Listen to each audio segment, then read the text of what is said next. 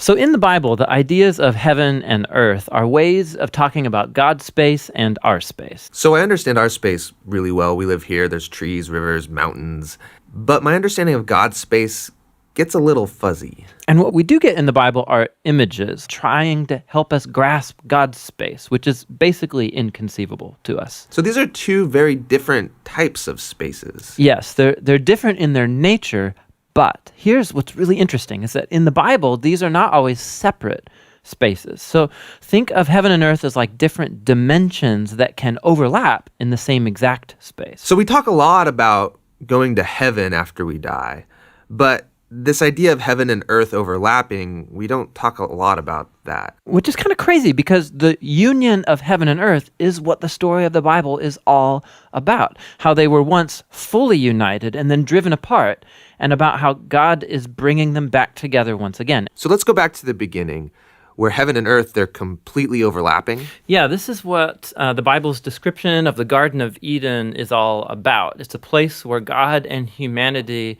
dwelt together, perfectly no separation, and humans then partner with God in building a flourishing, beautiful world and so on. But as humans, we wanted to do things a different way. We wanted God out, and we wanted to create a world apart from him. Yeah, so we have these two spaces now. And the Bible actually uses lots of different kinds of words and phrases to refer to these two spaces to make a clear distinction. So you've said that these spaces can overlap, though. So explain how that works. Yeah, this is where we have to start talking about temples. Because in the biblical world, you experience God's presence by going to a temple. That's where heaven and earth overlap. Now, there are two types of temples described in the Bible. One is a tabernacle, basically a tent that was built by Moses. And the other was this massive building made by Solomon. And these temples were decorated with fruit trees and flowers and images of angels and all kinds of gold and jewels and so on. And these are designed to make you feel like you're going back to the garden. And at the center of the temple was a place called the Holy of Holies, which was like the hot spot of God's presence. Now we can go and be with God again.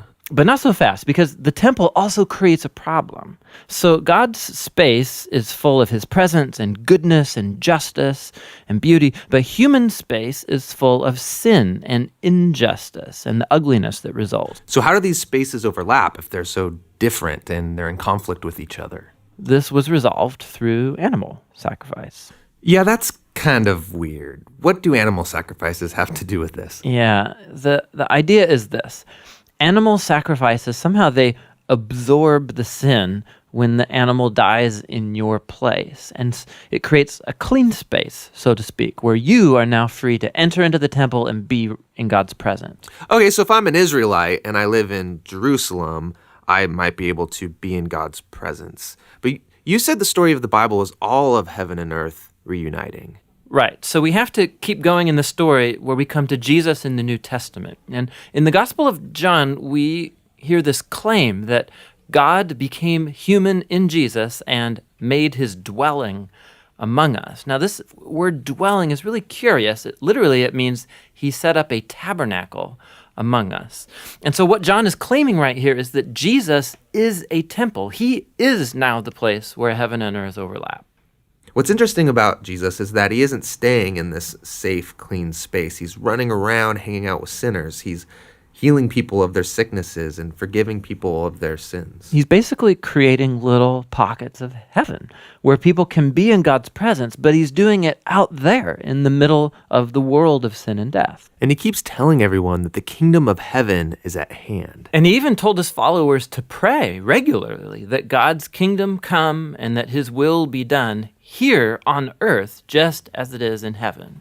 But a lot of people are threatened by Jesus and they kill him, which seems to spoil this whole plan to reunite heaven and earth. But we have to go back to a scene earlier on in Jesus' story where John the Baptist saw Jesus and said, "Behold, this is the Lamb of God who takes away the sin of the world."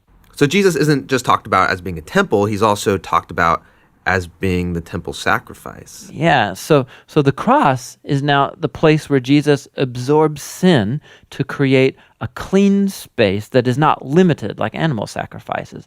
Jesus' sacrifice has the power to keep spreading and reuniting more and more of heaven and earth. And this is all really great, but it leaves one big question in my mind, which is, what happens when I die? Don't I just fly over to God's space to be with Jesus? Yeah, so a few times in the New Testament, we learn that Christians will be with Jesus in heaven after they die, but that is not the focus of the Bible story. The focus is on how heaven and earth are being reunited through Jesus and will be completely brought together one day when he returns. So in the book of Revelation, we get this beautiful image of the Garden of Eden, now in the form of a city, coming to end the age of sin and death by redeeming all of human history in a renewed creation. And God's space and human space completely overlap once again.